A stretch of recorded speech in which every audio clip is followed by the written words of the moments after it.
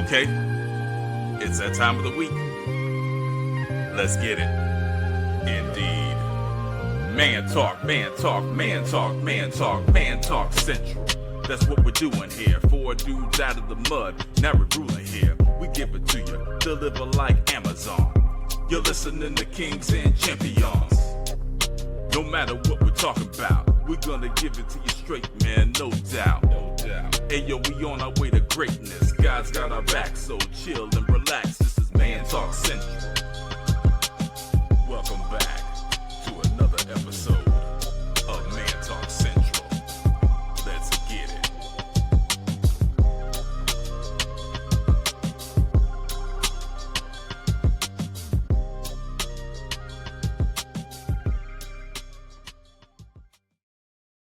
Y'all need prayer. Welcome back to another episode of Man Talk Central, where the experience meets perspective and nothing is off limits. No filters, no fluff, just raw, uncut conversation. Before we get into it, make sure you tap in with us, like, follow, and subscribe on YouTube, Instagram, and TikTok. You can also reach us directly at the email below. Let me introduce to some and present to others. Three brothers like no other. I'm going to start with Brother Dan. Good morning, sir. Good morning. Good morning, everybody out there. Hope y'all enjoyed the episode. Let's get into it. Yeah. And Pele's little brother, Colonel Esquire. Good morning. Good morning, everybody. Good morning, gang. Hey, let's get into it. Yeah, some people called him Big Daddy T years ago, but we call him DJ Eddie T. Good morning. I don't know about the Big Daddy, but I'll take it.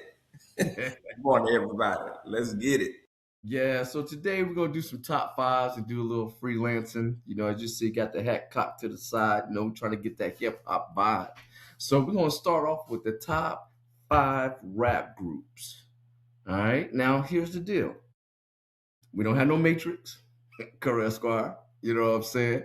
It's just what you like. What is your take? What's your flavor? So with the flavors, we're going to start with the lower right quadrant on my screen. Mr. Dan, talk to us. All right, this was a tough choice because I really don't listen to too many rap groups for the new era. A lot of them are from the older era. I'm going to have to start off with some honorable mentions that y'all may or may not have heard of. Hold up. What's We up? ain't What's doing up? honorable mentions like Come on, you Correct got to do Esquire honorable last week. mentions, bro. You can't have 10 people. We're at doing number honorable 5. mentions. We're doing that. No, See, you can't- everybody know we're doing honorable mentions because y'all. That's why it's called the top 5. Some of Five. that should be in there. Yeah. We got We top see you 5. sleeping. We got see you honorable sleeping mentions. math class. We see you sleeping math class. Hey, look, All right, go alcoholics, ahead. that's honorable mention. All right, know? DJ Yeller, go ahead, man. The Dog Pound, another honorable mention. West Side Connection, Do or Die, Coast Contra, which is a newer group, and Young Bloods. There's some honorable mentions right there. So with that being said, everybody out there, y'all go ahead and sit back and enjoy. Number 5, I got Outkast. Man, they be just doing their thing. Everybody knows since that first album all the way down. Number 4, I got Ghetto Boys. No matter when they switched out and put Big Mike and Willie D and all that, Ghetto Boys was still throwing down albums and making it real. Number 3, UGK. Man, come on now. Let's be honest. Pimp C, Bun B, they done put Houston on the map. Let's be honest about it. You know what I mean? I get it. Ghetto Boys came first, blah, blah, blah. But, yo, UGK, man, everybody know them. Number 2, NWA. Let's be honest, man. They back in the day, they was rocking. Everybody was hearing them. And FBI, everybody watching them. And number 1 is for the kids. Wu-Tang. Wu-Tang's for the kids. That's my top 5 honorable mentions. Not bad. We was kind of quiet. We let you go through all 5, so I don't think there was any dissension or disagreement per se, But again, for the viewers, we're talking about top 5. So them first 12 that he listed, anybody got any heartburn with Dan's list? Well, I know Dan doesn't have a matrix or whatever. He just goes on what he feels. So I'm not gonna knock it. Now I have I try to be objective and subjective. So I got a whole qualifying list. You know what I'm saying? I got a matrix. You know what I'm saying? List of measures and metrics. All right, so that'll be the follow up to this particular episode. We'll do G Money's, thing. But DJ Eddie T, what's your 5, buddy? My 5. Again, I'm gonna say my 5. 5. You remember on the Sesame Street? 5. 5. All right. Number 5. Ghetto Boys, of course. Dano, you and I agree on that for sure. Not per se the number, but we definitely agree on the Ghetto Boys. Trap Called Quest, number 4. That's what I'm going with. Run DMC, number 3. Number 2, NWA. I mean, of course, NWA, they stirred up all sorts of controversy, and they brought awareness back then. They brought awareness. They were woke back before we even knew what woke meant. So, and my number 1 group, Public Enemy. Man, to me, Public Enemy. Yeah, exactly. The Chuck D, man, he. If you weren't fired up about something, listen to Chuck D. Chuck D's gonna make sure that you, kind of get out there and get fired up about whatever. And then he had, what was it, S1W? Those guys they were there before, Nation of Islam. They did their thing. I enjoyed watching them on videos. So that's back when they had MTV and Yo MTV Raps and all of that stuff. So, but Fab Five Freddy. Fab Five Freddy, that's right. So those are my. Wasn't 4 Freddy, wasn't 6 Freddy. Hey, we ain't doing 5. I mean, we're doing the top 5, but we gotta have some honorable mentions. Man, even top 5 Freddy gave some honorable mentions. Well, it should have been titled Top 5 plus your 19 honorable mentions that you're gonna bring in. Yeah. So anyway, those are mine. And if anyone agrees, disagrees, I don't care. Those are mine. Those were the cassettes that I played. So far, we have Ghetto Boys and NWA in both lists. Colonel Esquire. Okay. I know we got to be off in 42 minutes. So okay, I'm gonna make it in 38. I'm gonna do that. We gonna love Public Enemy. Got to disqualify him though because Flavor Flav. Chuck D reminds me of the guy coming in to the courthouse. Taking care of his little nephew or his little derelict kid. And guess who comes behind him? Flavor Flav. He's the derelict kid. So I got to disqualify him. But definitely, NWA is definitely in my top 5 because they pretty much shaped the landscape of rap at that time. The things that you didn't think that could be said, was said, to Dan's point, had law enforcement all on their case, took it to a whole new level. They got arrested on stage for performing a song. I won't say the name of the song, but yeah, NWA was the truth. Now, obviously I've outgrown some of that stuff that they were talking about, but yeah, everybody had on they black and their LA Raiders gear on when NWA was out. So that's definitely part of my top 5. But wait, there's more. I got to go back to the honorable mentions, like I said, because that's right, brother. That's right. There's a lot of good groups out there. This was tough. I left work early so I could start working on this on this list. So honorable mentions: Wu-Tang, Naughty by Nature, Flashback, one of my all-time favorites. Rodney O and Joe Cooley. You know what I'm saying? Got to do it for the ladies. I wasn't really a fan of them, but I got to respect the hustle, Salt and Pepper. We talk about Tupac being one of the greatest of all time, but where he come from? Digital Underground. See what I'm saying? So, you got to have all these honorable mentions. And 3-6 Mafia, 8 Ball MJG, UGK, I put them all in one group because they pretty much put the whole region on the map, the South, Memphis, Houston, that area, the middle part of the country. Those 3 groups single-handedly put the whole part of the country on the map.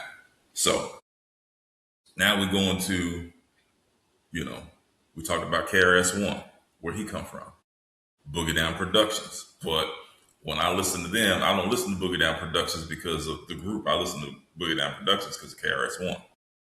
The same way with Eric B. and Rakim. I don't listen to that horrible production and that jacked up scratching from Eric B. I listen to rock for Rakim.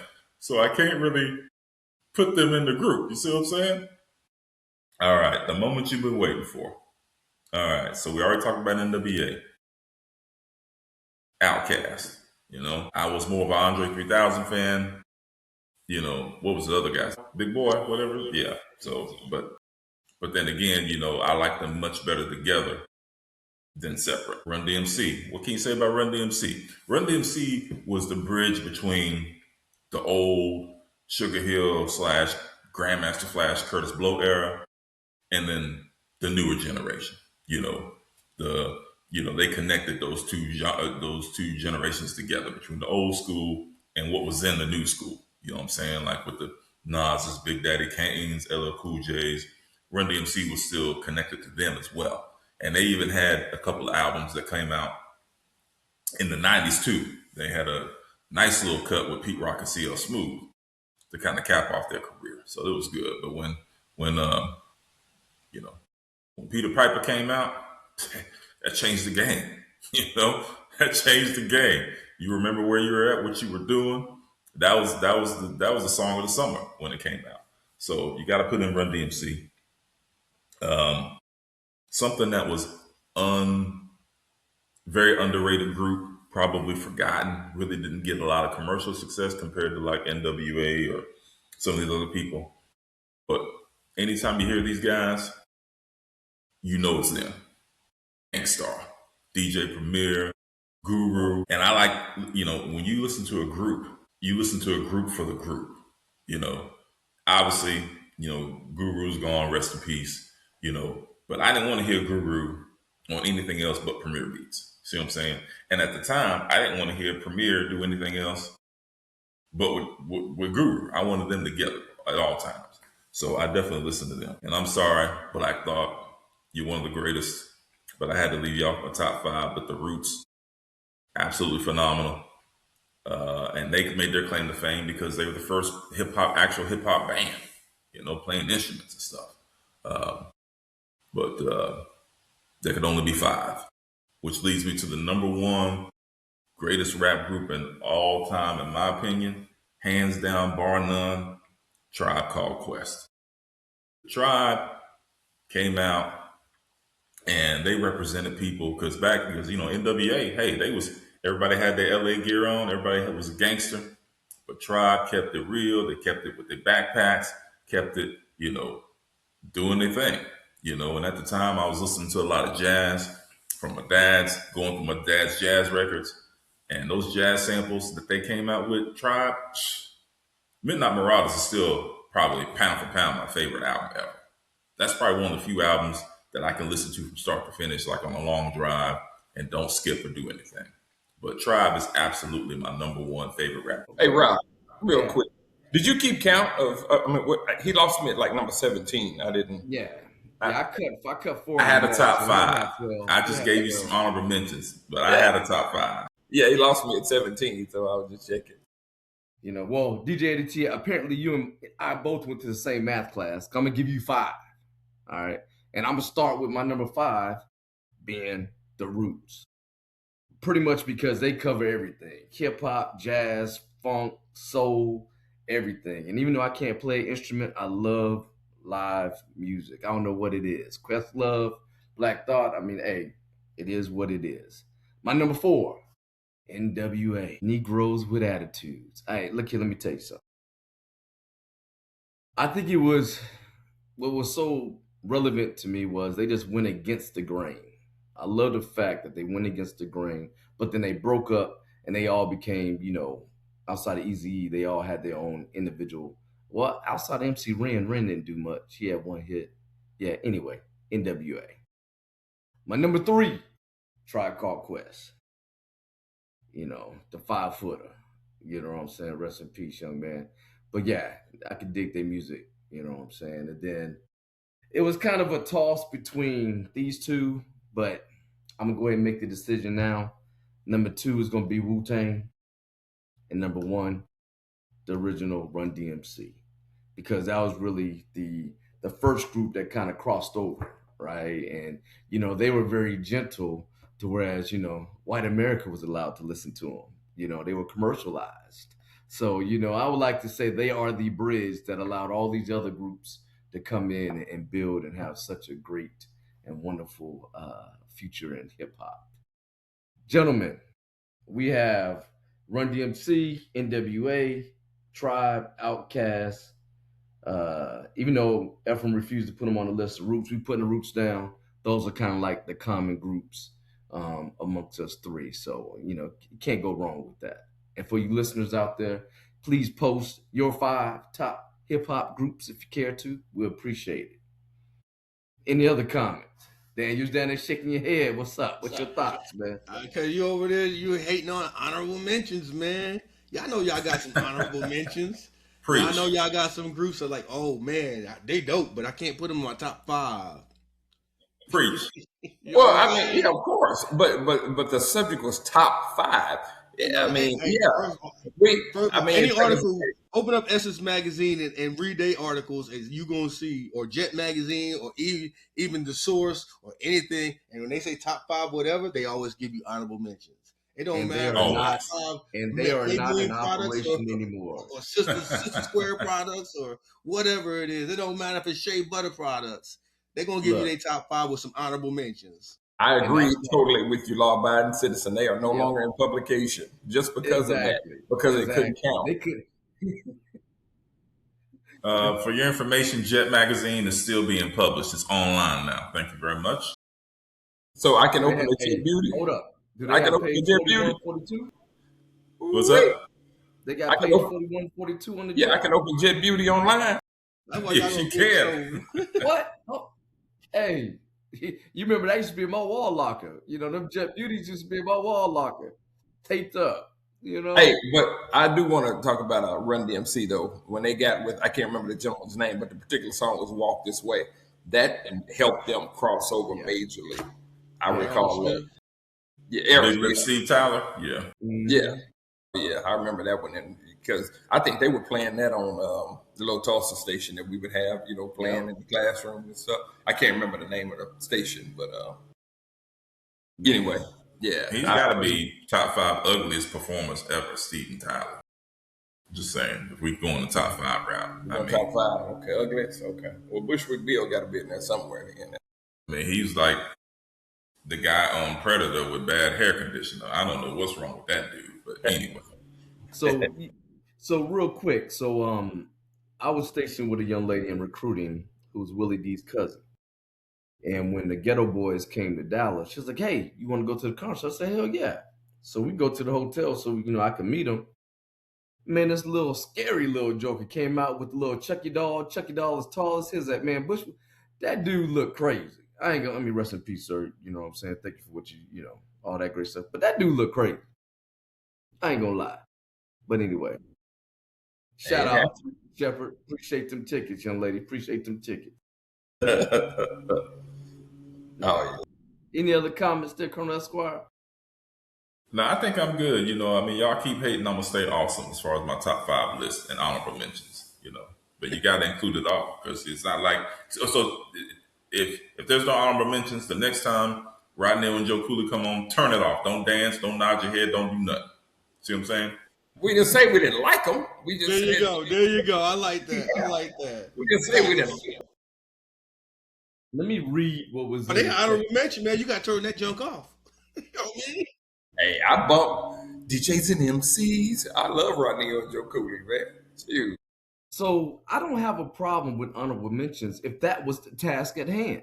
The task at hand was top 5 rap groups from there. When do you ever open up an article or you ever watch the show and say, okay, I'm going to check out the honorable mentions, but forget the list. Come on, okay. How many years I made honorable mention in high school, and nobody knows. But you know what? Yeah, you got a lot, right? See? Okay, let's talk about the top 5. Let me think about that honorable mention, yo. Them kind of dope. Like Do or Die, Chicago group with Twister. Bro, they blew your mind with that smooth rap. Come on now, you can't tell me that ain't an honorable mention. They put That's what I'm Chicago saying. like boots on the map. You know what I'm saying? That must be a New York thing. I think that must be a New York thing. It's got to be. Yeah, because we didn't say plus honorable mentions. Okay, let's talk about your top 5 then. Can you name more than 3 Wu-Tang songs? Everybody knows Wu-Tang because of Meth, Ghostface, Raekwon, RZA. They know them individually, but I didn't put them as groups because I don't listen to Wu-Tang because of Wu-Tang. I listen to Wu-Tang when they went solo. So can you name me Now, 3 real Wu-Tang talk. songs? Oh, you That's talking real to talk. you talking to law-abiding citizen? Yes, I am. No, yeah. Okay. No, that's real talk. I'll be honest with you. I don't listen to rap or hip hop as much as I used to, right? So I'm going pretty much on what I liked in like the 90s, early 2000, right? So I'll be honest, I can't tell you the songs. I don't listen to hip hop like that. But Yes, to your yeah, point, yeah, but to your point, just like New Edition, right? Granted, I know we're going to R&B, but they always like, what's the greatest R&B group, right? And they say New Edition because they got 3 individual groups that was made from it that all had top hits, #1 hits, right? But collectively, well, that's the difference. We'll do that another time.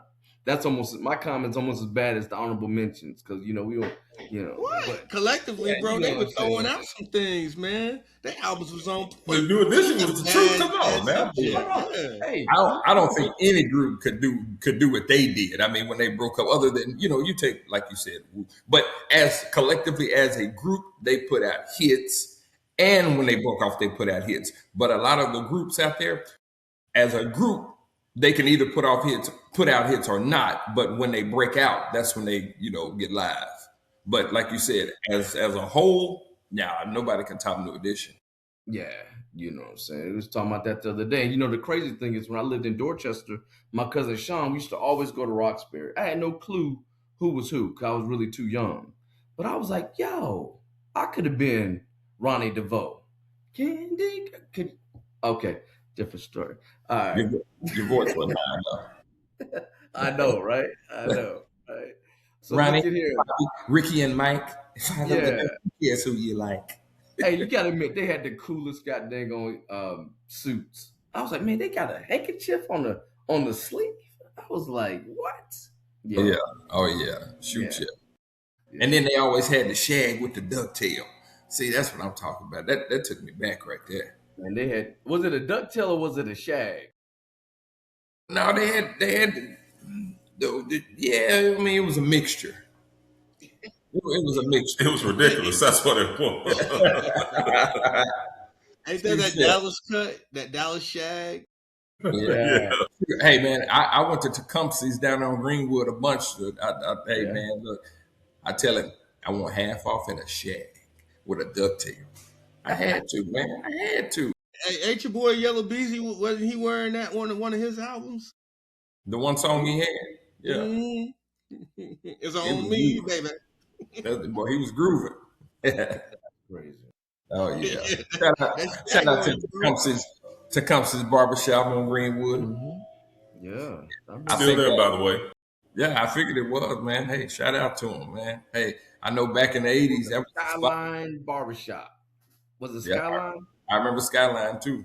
But yeah, Okay. Tecumseh's that's Mr. Willie Sales. Yeah, that's who used to take care of me. That's crazy, man. It's funny when you talk about Greenwood, how they developed it. And, I never figured there'd be that many black folks in Tulsa at one time since the riot. But in May, I was like, wow, no issues, no problems. Right. It was just a great time, Well, whoever had, they did a good job in 21, with getting that 100-year deal together and, bringing awareness to it because they had a big celebration in 2021 up there. What year did you retire, Colonel Squire? 2021, but the ceremony's in 2022. Okay, got you. Because I remember I think they had just opened that museum during that time when I was there. Because we went to go see it, and I was like, oh man, it's crazy. See Glenpool right on the wall. Really? Okay, I still haven't been in there yet. Yeah, it's pretty cool. Need to check that out. I mean, that's part of our history. That's where we grew up. Yeah. You was talking about a barbershop. They have a makeshift barbershop in there, like with conversation. You can go and walk, and it's like you see a image in the the mirror. Like you can sit down, you see the image of somebody like cutting your hair, talking to you. It's pretty cool. Really? Mm-hmm. Okay. Yeah. Hey, this is Colonel Esquire. I'm not going to keep you long. I just want to thank everybody for listening and watching each week. We appreciate our support.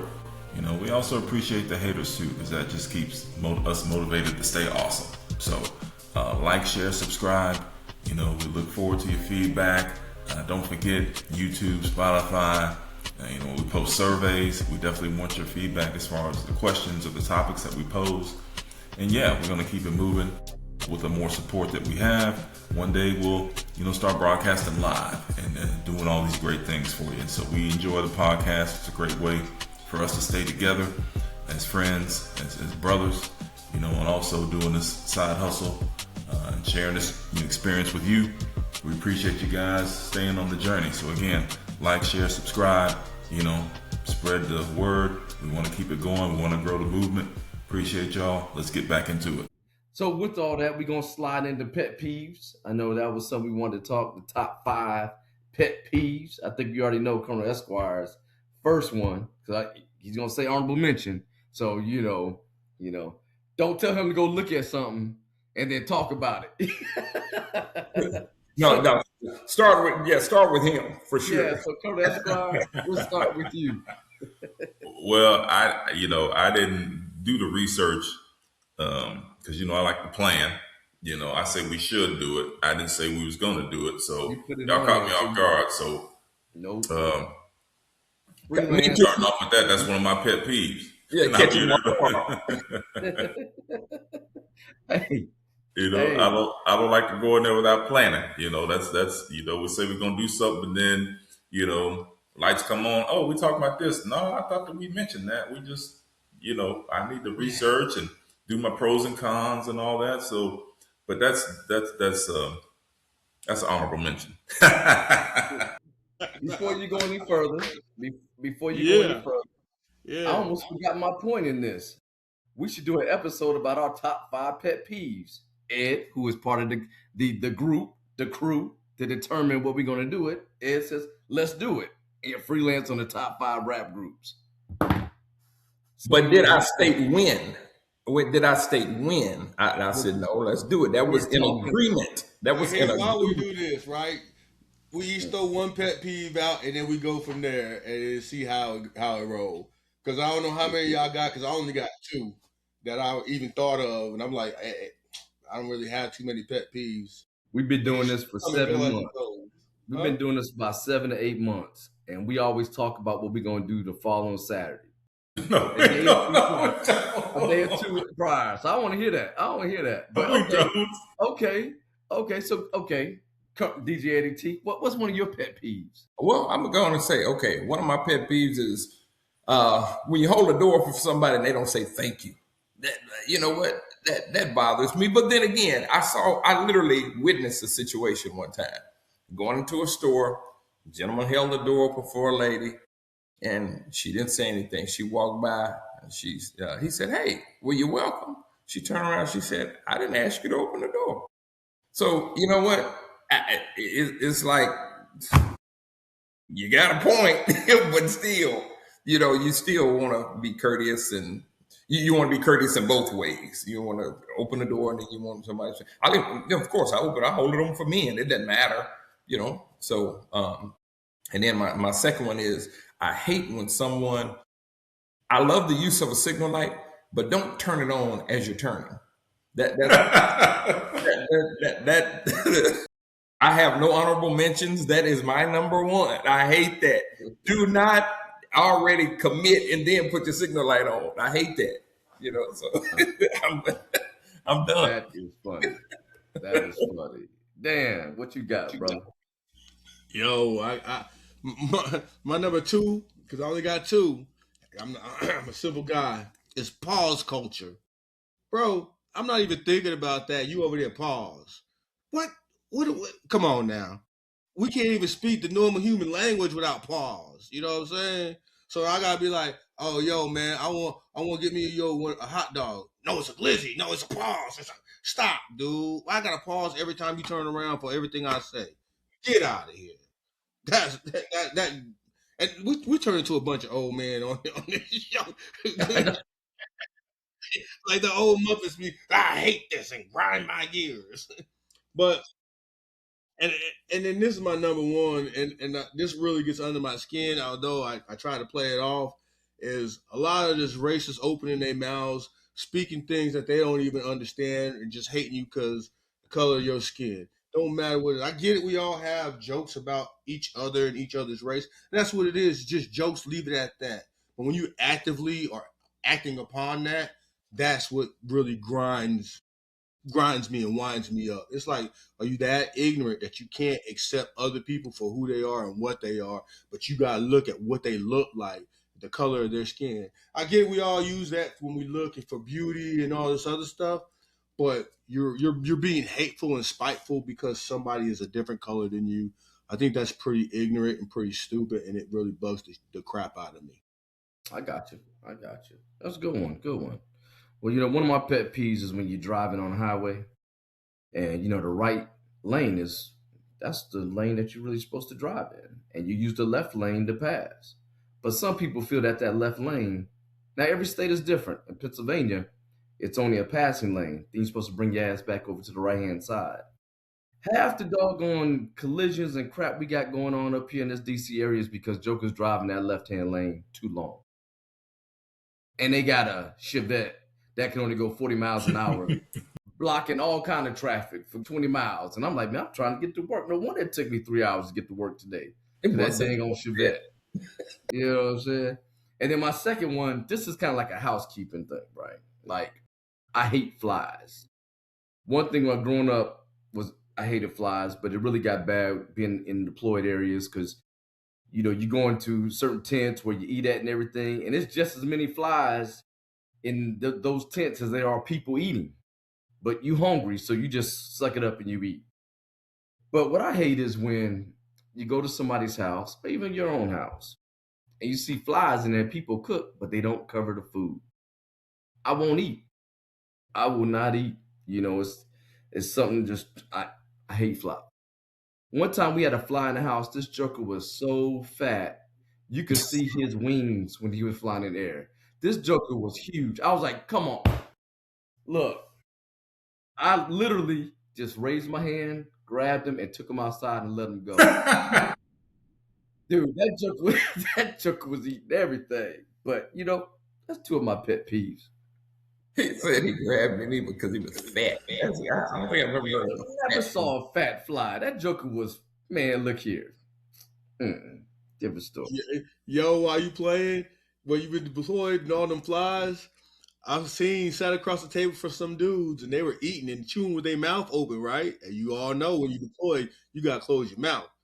Fly flew in dude's mouth, flew out his mouth. I was like, damn. Yo. Look. That, oh my goodness. I got another pet peeve. People that when they eat and they smack, man, close your damn mouth. I don't need to listen to the orchestra you got going on in your mouth while you chewing. Man. Correct Squad, I think you only gave one, man. Hey, yeah, y'all, that wasn't even the one on my list either. But we're gonna talk about the one in the chat, the text. Yeah. And this happens exclusively at Sam's Club. I don't know anywhere else it's made, or if you're at Costco, it might happen there. I don't know. I'm not a Costco member, but a Sam's Club member. But you've been driving your car long enough to know what side of the car your gas thing is on. You know. Unless you got the little temporary tag because you just came out the dealership with the bow on the hood, how long, what side of the car you put fuel up on, So all your Grand Wagoneers coming through there, your Ford Expeditions and all your little Tahoe Grand Platinum Plus coming through there, you don't know how to drive it. You can't drive it. And so you pull up to the pump because you're impatient. And again, I'm impatient too, but I also don't want people waiting on me. So I do the right thing and play my position. So then you pull into the shorter lane because you don't want to wait. And then you get there and then you got to drag 15 foot of cord across 30 foot of car, and it ain't gonna reach. So then you gotta hold everybody else up, put it back in, get in your car, back up again, drive through, and then you don't know how to work the pump, because you're still living in the 80s. So you gotta get out your little card instead of using your scan and go. So you're just holding up the line. You see what I'm saying? You should have just cut down 10 minutes of that by going on the right side of the lane where you're supposed to get gas. It's that simple. People are selfish. You know what I'm saying? Now, I know I'm triggered by a lot of things that makes me wait, but I'm not selfish as far as like holding everybody else up. So you people out there, it's on site. If I see you at Sam's Club and you listen to my podcast and you pull on the wrong side and you try to, and the thing, they trying to yank the cable out the pump. You see what I'm saying? I didn't even know there was like an extra cable attached to the line. Mm-hmm. You know what I'm saying? Yeah. I didn't even know that was even there. I just thought it was the black, hose or whatever. So yeah. And of course, when gas is really low, like yesterday, apparently gas is pretty low. It got to the point I don't even keep up with the gas prices anymore because I still got to get it regardless. So I don't drive around like I used to when we was broke. It's 3 cents cheaper over here, so I'm gonna drive an extra 8 miles over here to get the gas. So, but anyway, that's my pet peeve at Sam's Club. And if I have some food and you want some, just ask me, I'll give you some. Don't take the liberty of sticking your dirty claws in my food and picking up a fry or picking up some fruit. Don't do that. Don't do that. Who does that to you? Man, life does that. You see what I'm saying? People just think that they just can do what they want to do. You know what I'm saying? Like, don't do that. I need for life to have names. Come Exactly. Go ahead, call them out. Call them out.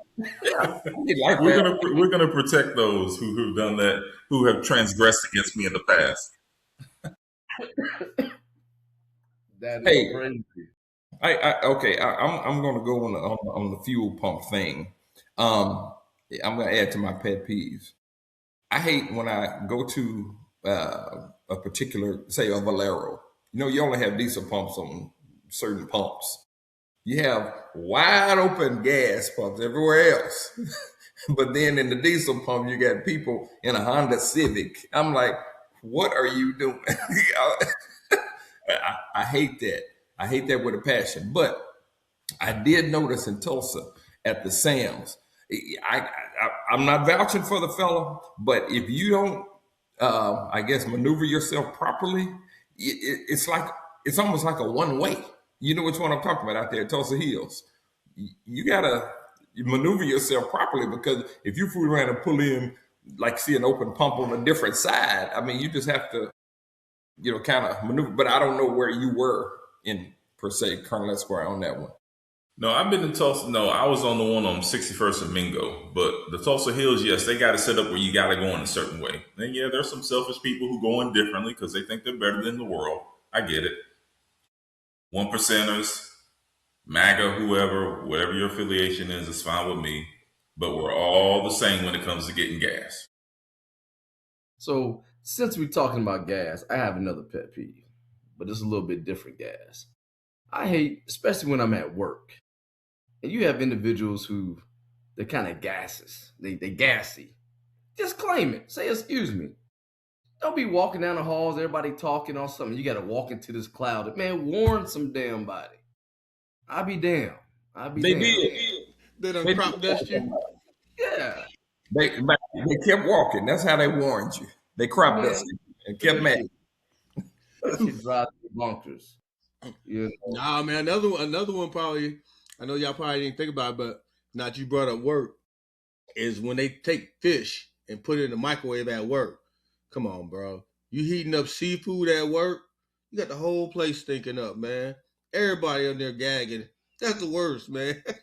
It's not a pet peeve for me, but I can't stand the smell of that. I just leave. Man, you can't do that, man. You got to do that in the air fryer, man. You need to take an air fryer to work, man. That's what you need. Man, I wouldn't even trip. I see what you're saying. Normally, yeah, you shouldn't take fish and heat it up because you're offending everybody. But guess what? How many people there walk around with bad breath? They ain't clean their teeth. They ain't been to the dentist. They don't brush their teeth. I'd rather smell the fish in the microwave than that nasty breath. And they be all up in you. I'll be in the courtroom. They be all whispering, coming in. Hey, hey, we got to talk about this. Bro, you trying to make things better than your client or worse, because you got to go brush your teeth, dog. Sir, would you happen to have any names? Then you got them cats that don't take showers. Man. No, those are not pet peeves. They went Those to are a 7-game series against Jordan, and they showered once. Man. Yeah. Those aren't pet peeves, guys. We have to rename those to I can't stands. That's a whole different deal.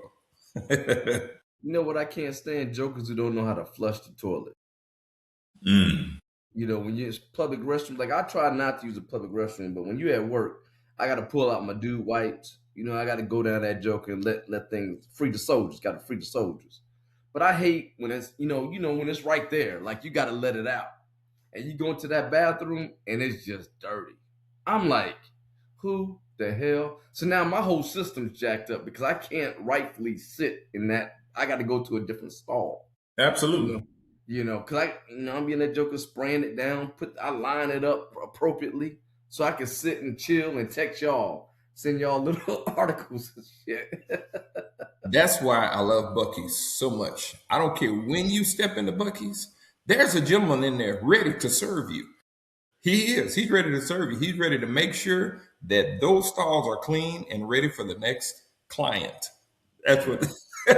Yeah, I love Bucky's for that particular reason. Hey, while you playing, it's true though. That is true because he had the attendant in there. And he makes his rounds. He gives you like a 5-6 second break. Then he comes back and makes his rounds again. That's all he does is a circle in the bathroom. Them bathrooms is clean. And they are spotless, man. They are spotless. They need that philosophy in the desert. I remember them bathrooms in the desert, and it was kind of odd because from the angle of your butt, when it comes out, it hits the back wall. It was always a bank shot. Right? And nobody would clean up behind themselves. I was like, who the hell? How in the world did we get? Hey, you remember the booths where they used to open up the door, take the bucket of water, just throw it in, and then close the door and move to the next one?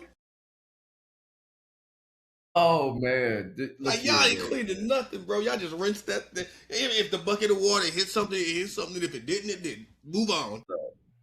I see why we get sick.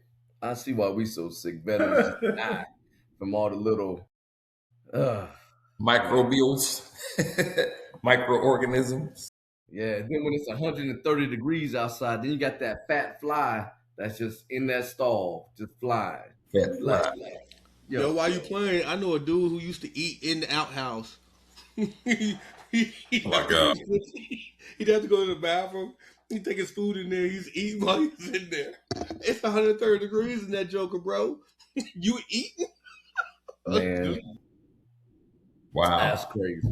That's why we say thank you for your service, for stuff that you guys went through that we have no idea that you went through. Exactly. Yeah. Because wild characters in the military, bro. Some wild characters. Yeah, that's amazing. Yeah. Hey, thank you for your service. Hey, I raised my hands. I don't know if I could have done that.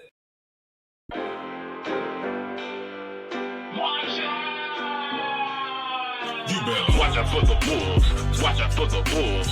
Watch out for the wolves. Watch out for the wolves. Watch out for the wolves. Watch out for the wolves. Watch out for the wolves, cause they dressing up like sheep. They sneaky and they subtle when they walk around and creep. They watching when you sleep, and not just when your eyes are closed, looking for a way to knock you down like some dominoes. So stay alert, stay awake, stay vigilant. A real one versus the wolf, know the difference. Pay attention, they gon' study like a test. Yep, they get you when you're down, never try you at your best. Always wishing that you fail, never ever for success. Got your life cleaned up, they gon' try to make a mess and fill your life with stress and take your happiness. Their only goal in life, their one and only quest. Yep, smiling in your face, but they wanna take your place. Pretending to be real, but all the while they're fake. A wolf is gonna wolf, cause cause that's just what they do. If you don't know the wolf is probably you. You better watch out for the wolves. Watch out for the wolves. Watch out, watch out, watch out for the wolves. You better watch out for the wolves. Watch out for the wolves. Watch out, watch out, watch out for the wolves. You better watch out for the wolves. Watch out for the wolves. Watch out, watch out, watch out for the wolves. You better watch out for the wolves. Watch out for the wolves. Watch out. That's why the 90s was cool. The 90s was probably the best time, because it was some of the Vietnam vets was finally leaving, the service, but they still had that old school mentality. Yeah, it was cool. But after 9/11, man, things just changed. And I think every 10 years it probably changes a little bit. But, man, the 90s was, that was when on a Friday you have your last formation of the day. Hey, if you're out with your buddies, if he get in the fight, you all get in the fight, right? It was that's crazy. It was wild. Check this out. Speaking of the 90s, let's kind of veer off on something. I know we had a little more some time, but I know we're 70s babies. But I have to say, and if we were to take a poll, which decade was the best? I would literally have to say, you're speaking of military, I'm speaking of just life in general. 90s was the best to me, I would say. Just overall, with the way that people dress, music, just the way that the nation was. I just think, overall, for DJ Eddie T, I'd say 90s was, the best time. I kind of agree with you. I think it's late 90s, early 2000s, because we had some really good music in the 2000s that came out also. Yeah. But I think around that era is probably one of the better eras. Oh, yeah. Man, everybody kind of, I won't say everybody got along. There were some things going on with, Rodney King in LA, the LA race riots and stuff like that. But I'm saying overall, the 90s, if you just take, of course, I don't remember, I was born in 71. So I remember like the latter part of the 70s, but, all of the 80s, of course. But then you had the 90s. That's when we were in our 20s and just really, really, really paying attention and just like, okay, now we're learning about politics and all of that good stuff. Yeah, that's when Jungle Fever was in full effect. Spike Lee. Sliding down. Y'all go with that, man. I was thinking more like that's when we got rid of the 8-track. You know what I'm saying? Yeah. Got rid of records and stuff. I was thinking I was like, man, but if I was in high school in the 90s, I would have been golden. You know what I'm saying? But but you think about it, you got the New Jack Swing, but to your point, reference to music, 90s really had a lot of really, really good music, Absolutely. That's when all of the 90s hip hop, man. I mean, golly. There are groups, again, if we talk about groups, there are groups that we have forgotten about that were just out in the 90s that had hits. They may have had one or two, but they had hits. Rude Boys. I mean, you talk As Yet. I mean, you think about people like that. Oh man, Guy had a lot of hits, but man, it was a different time. Everybody danced. We literally went to the club, walk out, your shirt wet. I mean, it was different. It was different. I remember I came home one time and Colonel Esquire and I, we went out to a little spot over there off Riverside. Man, that DJ Jimmy, where you at? Where they at? When that song played, the whole attitude changed. I don't know if Colonel Esquire remember that or not. Well, I'm trying to remember the name of that place. I think it was called This Is It. I think that's what it was called. That was off 31st and Sheridan. Yeah, I don't remember. That was, This was never that spot on Riverside. That was the spot. Yeah. Oh yeah. I don't remember going on Riverside. I remember going to This Is It in a place out Miss Vicky's. Yeah, on the north side. Yeah. Yeah. And then, of course, on the south side, the Palladium and the Ocean Club was the ones we would go to. What was it called? City on the Hill? City on the Hill. Yeah, we went to a little spot like that. But I remember I snuck in. I won't say I snuck in. I got in Brown Sugar one night. I don't know how in the world I got in there with one of my cousins, but I had the time of my life. Up there in Northland. I don't know how in the world I got in there, but we had a blast. You know what's crazy is my club life was all overseas. I didn't really do a lot of clubbing in the U.S. That's crazy. And like, in Europe, the clubs only close for like an hour. Then they open back up. So you wouldn't go out till like 11 p.m. You stay out till like 4 a.m. I'm like, damn. So I think when I came back from the reserves, I think I went out with you, Dan, you and Brian. I think we went to the Caravan. We went to the Caravan. I didn't get a chance to go to the Palladium. I don't think was that the one on. Where's the Palladium at? Eden Square. Okay, I think I did go that one time. I think I went to that one time. It was off hidden in the back. Yeah. Because the ones in Tulsa we went to, that's way before that, man. That's a long time ago. The Caravan was always hitting. And then you had the zoo. I don't know if y'all remember the zoo. I remember the zoo. I never went there though. On the strip, Yeah, I think they had an underage side, then they had the 21 and over side. And man, you was good if you got to sneak into that 21 and over side. Do they even have clubs now? I'm sure they do. They have bars and lounges, but do you have like clubs like, you know, where they go in and they dance and they do all that? We have a few here in Houston for sure. I mean, because I see it on social media, of course, and I've gone to one here in Houston. Nice, of course, older crowd, Chicago Bar and Grill, really, really nice. But as far as, man, I hadn't been to a club in many years. I'd say decades. I won't even say years. Yeah. Because people don't dance anymore like they used to. And me being a DJ, if you were to, it's going to be more like a reception or somebody's birthday party or something like that. But people just don't pay money to go dance anymore like they used to. Yeah.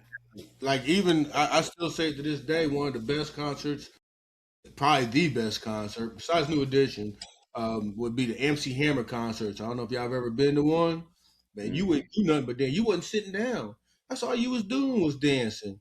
Like from the time Hammer showed up to the time Hammer closed the show down. Like obviously, because I went to one we had En Vogue at the beginning, so you got your little acts in between or to be started off.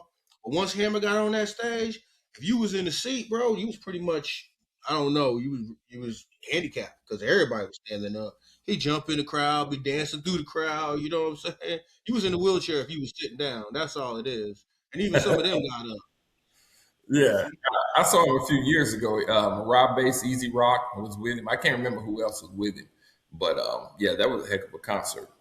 It really was. Rob Bass. Yeah, and it was the first time I seen Tulsa get live like that too, because Tulsa usually is pretty much like I would go to the Caravan and they wouldn't get live like that, bro.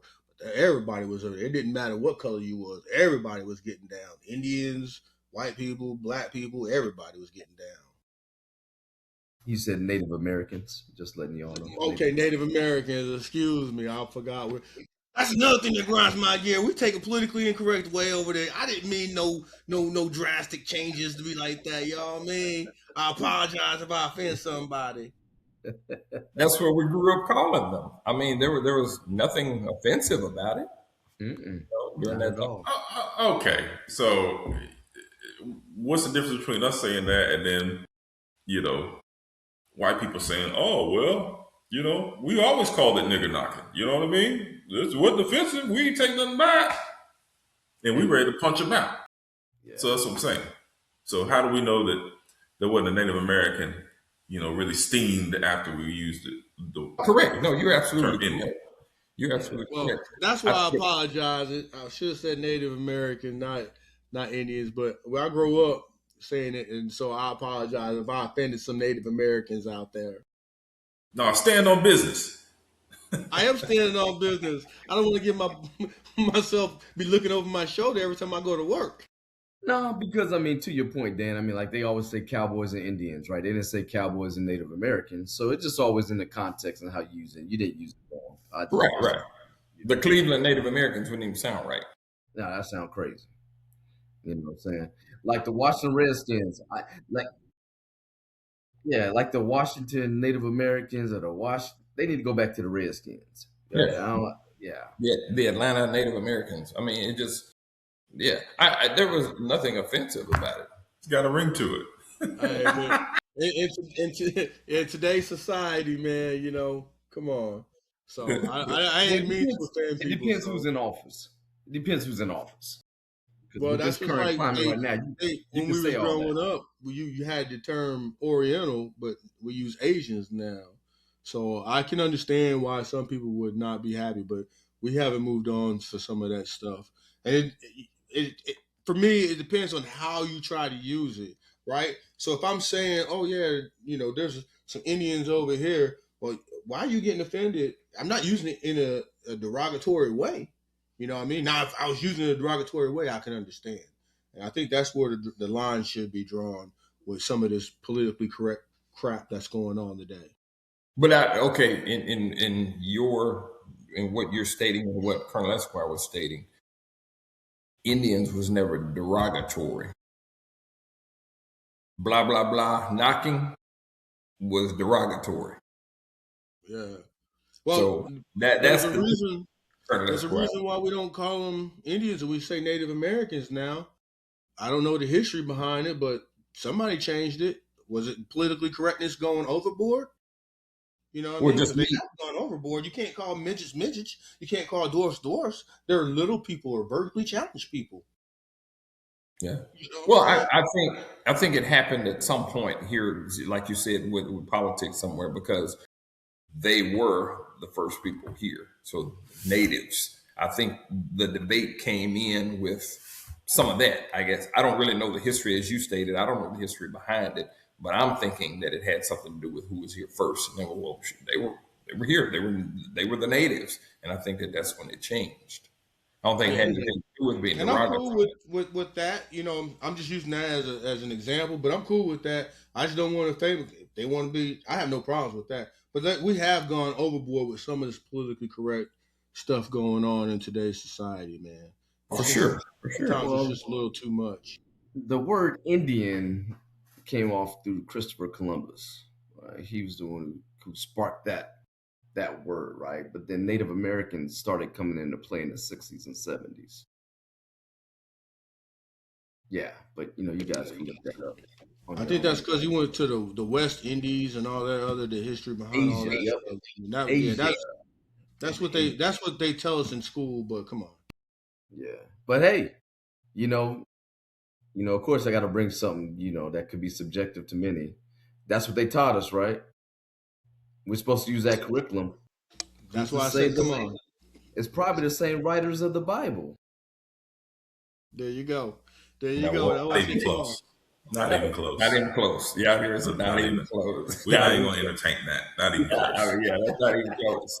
No, that's not even close. I mean, all I gotta say is, who can prove that the Bible is accurate? Does somebody come back and inform us about what they found out on the other side? Just curious. Why are you whispering? I didn't even hear that. What did you say? No, you heard what I said. No, speak up. You talk about the word. Speak up. Yeah. So my question is, who can prove that the Bible is accurate? What do we have? What matrix do we have outside of what we learned from other people to state that the Bible is 100% accurate? The same thing that we do to prove everything else. We wasn't around when slavery was going on. We wasn't around when the Egyptians were around. We wasn't around when our great-grandparents were around. So we're going off of history, eyewitnesses, historical documentation. That's what I say, documentation. Yeah. That's why it's a faith. Because if you don't believe it, it doesn't apply to you. But if you believe it, then it applies to you. So yes, the same way we can prove. That is the best explanation I've ever heard in my life, Colonel Esquire. I like it. Yeah. It's all faith. Because it's all faith-based. Yeah, absolutely, it's faith-based. Some of it is documented. I mean, and we've lost some of it in translation, but it still goes back to God created heaven and earth, and Adam and Eve, and then their children, and their children, and their children. I mean, that's all. We know that happened. And but how do we know it happened? We know it happened. People know it happened if they have a strong faith, a strong belief in what they're reading, right? So I guess the topic sprung from stuff that they teach us in school, right? Like, how do we know what is true and what's not true? Correct. So, and don't get me wrong, I was just trying to mess around with you guys, but it's a very valid point. That's why I like Colonel Esquire's explanation. But How do we really know that things that we're taught are actual factual? Just things overall. You're speaking not just the Bible. Are you Yeah. saying? I think Anything that's considered doctrine, right? Anything that's considered doctrine, whether it's scholarly research or what have you, right? It's based upon that individual's opinion and what they researched and found. But who's Okay. really checking what they deemed like Jesus? When we grew up, Jesus was white everywhere. Every fan had Martin Luther King in the black church, Martin Luther King on one side, white Jesus on the other side, right? And we took that as faith. And to be honest, when I was a young guy, I thought Jesus was white. We didn't take that as faith. We took that as what was presented. Those No, are two. I took that as I believed it, right? I believed it. I thought he Okay. really I was, see. Okay. you know what I'm saying? So, but go ahead, Dan.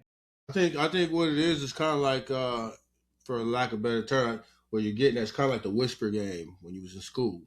You say one thing and you pass it down the line, and then by the time it gets to the end, it's fundamentally the same, but some of the details have been changed.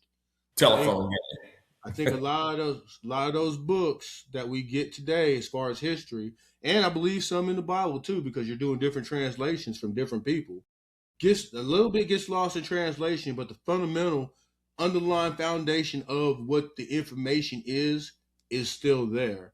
I think a lot of it does get lost in translation. I don't know if that's the point you were trying to get to, but there are things that are like we see it now in our time, as far as when we taking it to history, they're taking a lot of things out of the history books and trying to cover up a lot of things that were happening.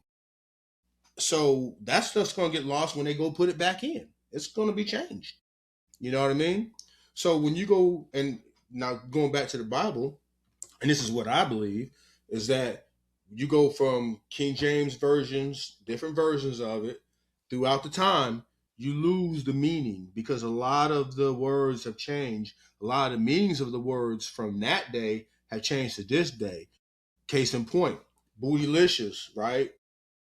Back in the day, that meant whack. That meant garbage. Even Snoop said it in his rap, right? Yeah, because the rhymes that you write are quite bootylicious, right? And now you look at Beyonce changed bootylicious to voluptuous posterior. You see what I'm saying? So you can lose a lot of the translation Preach throughout. on, brother Dan. What's your cash app? I'm gonna tithe you today. Preach on. Bootylicious. See, now you playing. Now you playing. Bootylicious, everybody. Yo, but it's true if you think about it. I'm just using that as a word, right? So some of the words will get lost in translation or get changed because they mean something back then that they don't mean today. And I think that that's where we lose a lot of the real meaning of what's going on. Now, foundationally, the book is still the same, but some of the meanings and some of the words have changed, I believe. But here's the deal: we don't ever question. It seems like that's the only thing we ever question. You know, Well, and let's take science into it. Yes, most people, archaeologists, scientists, they can document and show proof or evidence that Jesus existed. They're finding biblical artifacts all the time. I think it comes into question where people want to question the deity of it, his deity. People have no issue saying that Jesus existed, but I think people question if he was God or son of God or whatever. And that's where faith comes in. Because if you believe something, if you believe something, more than likely it's going to apply to you and it's going to take place in your life more so than if you don't believe something. Even like a placebo, that's why they have placebos. If a doctor gives you placebo and they tell you, okay, you take this pill for a certain amount of days and you're going to get better, in your mind, you believe it. 9 times out of 10, you're going to get better, even though that drug they gave you was benign. It was a placebo. It was ineffective. But in your mind, you're believing it, so you're going to make it happen. So it's like no one ever questions if George Washington existed. No one ever questions all these historical facts. For years, we didn't even question the moon landing. You know what I'm saying? But when it comes to the Bible, then we got all these questions. We become scholars and we want to sharpshoot everything, but everything else in our world, we just take it like it is, face value.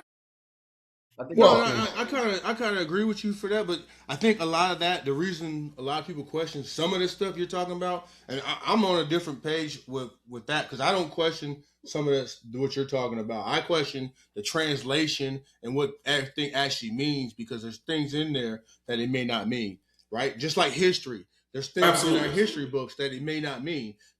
Foundationally, and this, yeah, okay, I get it. The book is still the book, but I think the reason people, and I'm just going to talk about other people because I don't know for a fact. I'm just going to throw this out there as a hypothetical. But the reason I think they challenge that is because, like, when you look into it, right, Jesus never said, remember my birth, right? Or did he? Because why are we doing Christmas, which is the birth of Christ? So I think what it is people are taking stuff that is in the book, using it to relate to pagan holidays, which we're not supposed to, and then you turn around and can say, "Oh, well, this is part of being a Christian faith." Well, where does it say that in the Bible? Because he never said that. I think that's where we're losing in translation, and I don't want to go into a whole sermon where we can all, I get it. We're going to have different views, but when you do stuff like that, that's what makes people question what you got going on.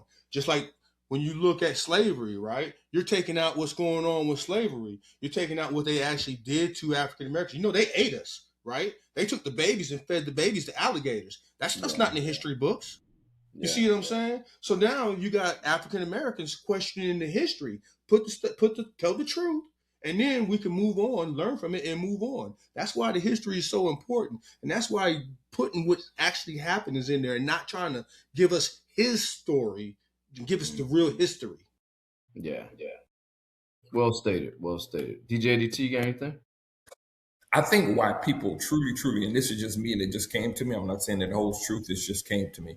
I think more people want to challenge things when it comes to truly afterlife. I think that's where it all stems from. Because how do you know there's a heaven? How do you know there's a hell? Just because it states that it's in the Bible doesn't mean that it truly exists. I believe that there's a heaven and a hell. But I'm saying I think that's why people want to go and challenge. Why should I have to live a certain way to go to a place that I don't even know if it exists? So I think that that's where all of that comes from, and it makes a person dig deeper and deeper and deeper. It's like, well, why does it say I can't tell a lie? Why does it say I can't commit adultery? You know, why can't I covet my neighbor's wife? Things like that. So I think it begins a snowball effect, and it's like, well, dang, how do I know that that there was Noah and an ark? How do I know that? I think that's what it keeps going. So that again, that's just my take. But I think again, when I stated in the beginning, it's more of the afterlife. Yeah. Well, all I know is, I'm gonna cover my neighbor's wife. If she's paying a bill or two, she can get some. But no, I'm just messing. I'm just messing. Look here. I always say that there's a difference between religious and spirituality, right? And I think sometimes that you know that kind of that muddies the water, right? That muddies the water. But at the end of the day, we don't know. Hey, if I leave before you guys, I'm gonna try to come back and let y'all know what I see on the other side.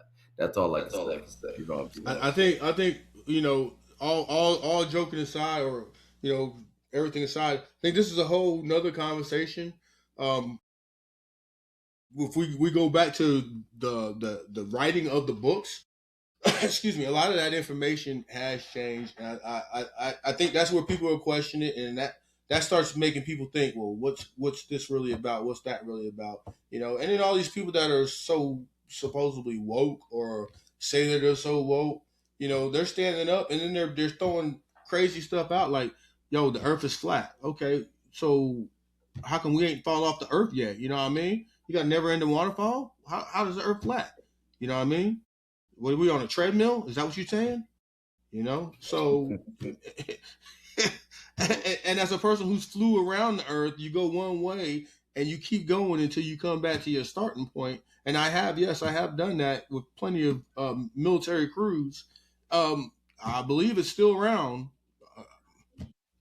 I mean, if I'm flying one way and the earth is flat, we'd probably fly off the end of the earth. I mean, let's put a plate out there, put some water on it, roll the water off it, and see what happens. It's going to go right off the plate. You flat Brother, earthers, man. Maybe y'all can tell me what's going on.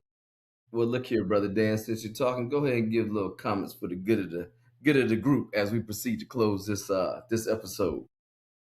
Hey, well, man, we appreciate y'all tuning in. Hopefully, y'all got some good comments, not some crazy comments. And if you do have some crazy comments, throw some crazy comments down there. Just be respectful and tell us what you think. Like, comment, subscribe, and hopefully we continue to make more interesting conversations and interesting content for you guys out there. And one other thing, treat people how you want to be treated, and hopefully we can all get along. Freelance. Corner Esquire. Talk to the people. All right. Appreciate everybody checking us out. One more episode, one more week. Echo the comments of Dan, like, share, subscribe. Obviously, I would encourage everyone, keep God first, put God first in your life. Hey, don't forget those honorable mentions. Eddie T. Yes, sir. Well, thank you guys for joining us. Make sure that you find yourself a church home if you haven't already. Definitely keep God in your life. Keep Him first and foremost. But thank you for listening to us, and have a great, safe week. Outstanding. Thank you all. As we close this episode, let's pause, honoring the loved ones we've lost, appreciating those who still walk beside us, and welcoming new lives that remind us that hope is always being renewed. Remember, our time isn't endless. We got more days behind us, so choose to make the ones you have left count. Lead with kindness, act with purpose, and whatever you do it with conviction. Make it your impact, make it meaningful, and above all, make it yours. We, the four brothers from down under, saying peace.